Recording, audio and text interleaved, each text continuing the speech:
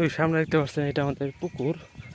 এইখানে আমরা মাছ ছাড়ার প্ল্যান করছি, কিন্তু সমস্যাটা হলো যখন আমাদের এখানে বন্যা আসে তখন এই যে দেখতে পাচ্ছেন পুকুর, এই পুকুরের পাড়ের উপরেও প্রায় এক মাথা, মানে এরপর দাঁড়ানোর পরেও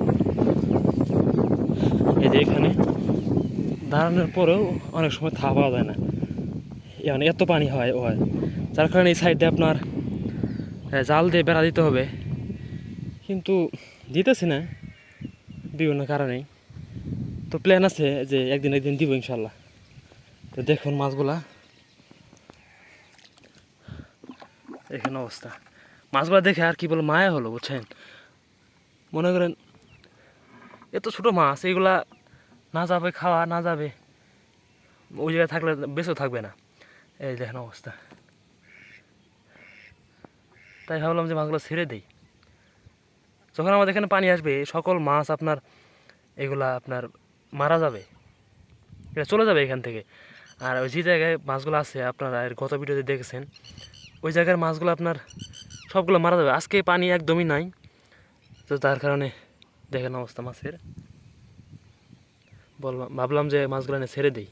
দেখেন অনেকগুলো মারা গেছে, তো আর কি যে যদি 10টা মাছও বাঁচে তাও উনি ভালো লাগবো। দেখেন অবস্থা, লক্ষ লক্ষ মাছ। এই যে মাছের অবস্থা দেখছেন,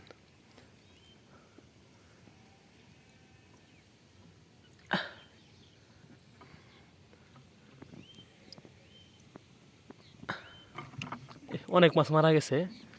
আমার আর একটু সাবধানে মাছগুলো আনার কাম ছিল। দেখেন অবস্থা,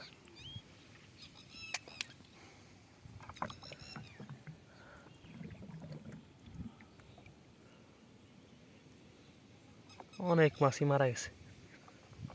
এ ওই যে নিচে দেখেন মারা গেছে ওইগুলা।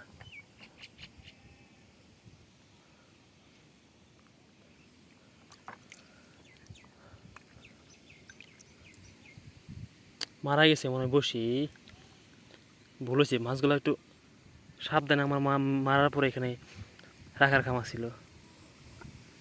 যে ডিপ আছে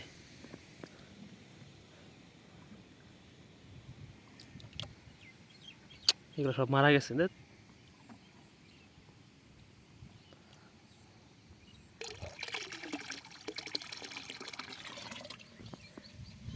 আচ্ছা এইগুলো আমি বাসায় নিয়ে যাই, হাঁসের ছাউরে মানে খাওয়াবো। আরও কিছু আছে ওইগুলো মারি, আপনারা দেখতে থাকুন।